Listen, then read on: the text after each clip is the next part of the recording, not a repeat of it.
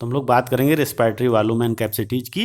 हम लोग जानते हैं कि डिफरेंट इंस्पायरेटरी और एक्सपायरेटरी प्रोसेस इसमें लंग्स के अंदर होती हैं, एक्सचेंज होता है गैसेस का, तो उसमें डिफरेंट टाइप के वॉल्यूम कैलकुलेट किए जाते हैं। तो सबसे पहले हम लोग बात करेंगे टाइडल वॉल्यूम की। तो टाइडल वॉल्यूम क्या चीज़ है?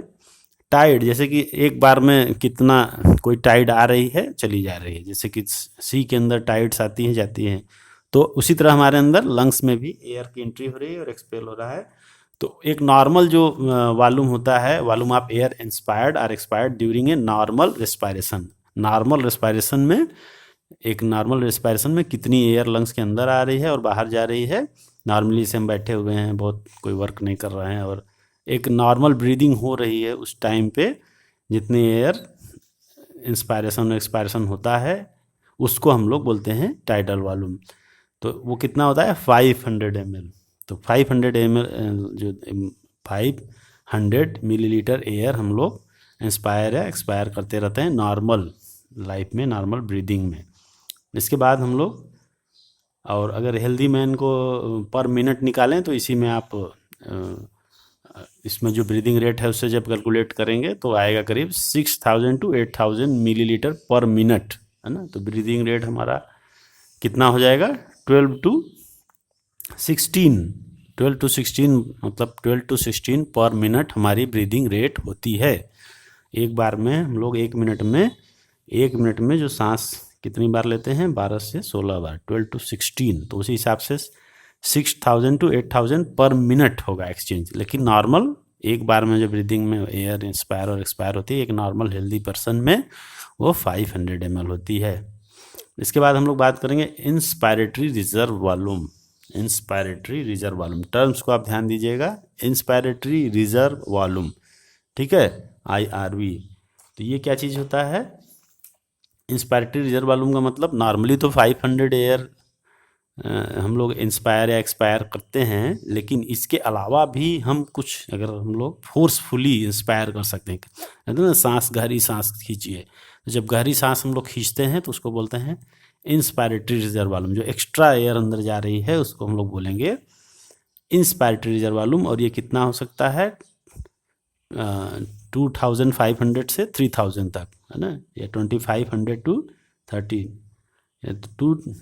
समझ लीजिए आप वही कि 2500 से 3000 मिलीलीटर ये होता है। इतना एक्स्ट्रा एयर हम लोग इंस्पायर कर सकते हैं अगर हम लोग फोर्सफुली इंस्पायरेशन करें, या गहरी सांस जब हम लेते हैं तो 2500 से 3000 मिलीलीटर एयर अंदर एक्स्ट्रा जा सकती है 500 के अलावा, ठीक है। तो टोटल कितना हो जाएगा? 3500 मिलीलीटर, 3500 ml तक एयर हम खींच सकते हैं, एक बार में इंस्पायर कर सकते हैं।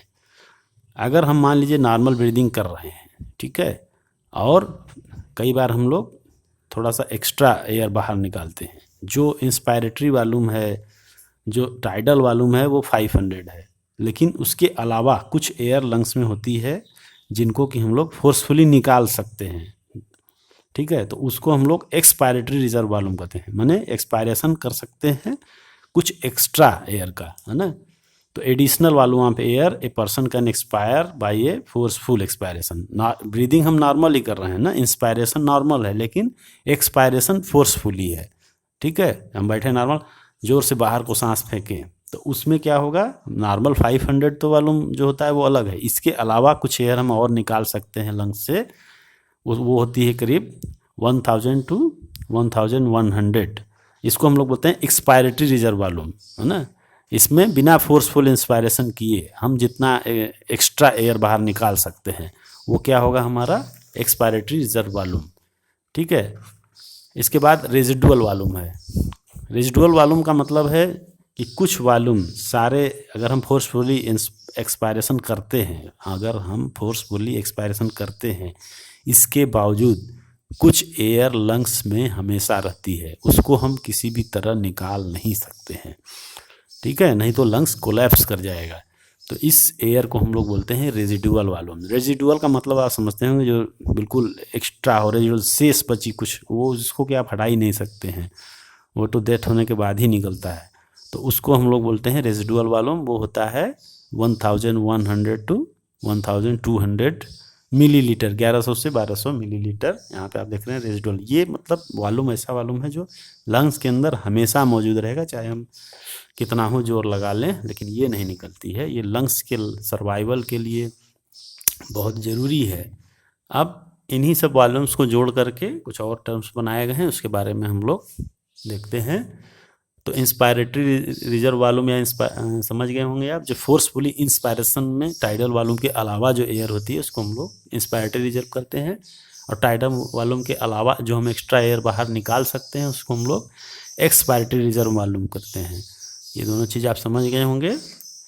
अब इसमें कुछ टर्म्स हैं जैसे इंस्पायरेटरी कैपेसिटी, तो ये क्या है, tidal volume plus inspiratory reserve volume, यानी कि इंस्पायरेटरी कैपेसिटी, कितना मैक्सिमम हम एयर इंस्पायर कर सकते हैं, इसी को हम लोग बोलेंगे इंस्पायरेटरी कैपेसिटी। हम कितनी ज़्यादा हवा अंदर खींच सकते हैं एक बार में, कस कस करते हैं, सांस लीजिए, सांस खींच करके रोक लीजिए, तो वो इंस्पायरेटरी कैपेसिटी हो गई।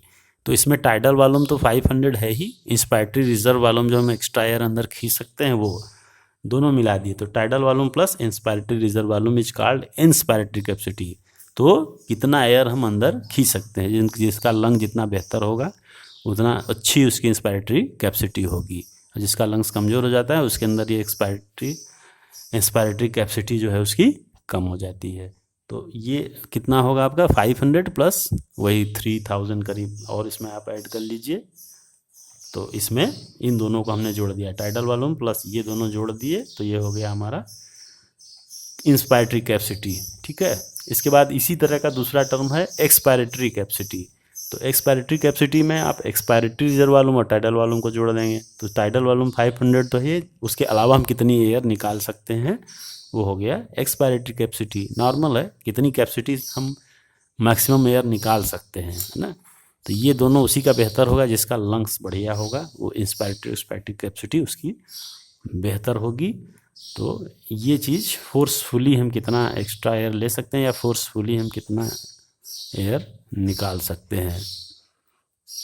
ठीक है, तो नॉर्मल इंस्पायरेशन और नॉर्मल एक्सपायरेशन के अलावा हम कितनी एयर बाहर निकाल सकते हैं या ले सकते हैं, उसी के बेसिस पे ये बनाया गया है। तो इंस्पायरेटरी कैपेसिटी में टाइडल वॉल्यूम जो नॉर्मल इंस्पायरेशन उसके अलावा हम इतना एयर ले सकते हैं, और एक्सपायरेटरी में भी नॉर्मल जो टाइडल वॉल्यूम उसके अलावा हम इतनी एयर निकाल सकते हैं। ये हमारा एक्स्ट्रा एक तरह से हो गया।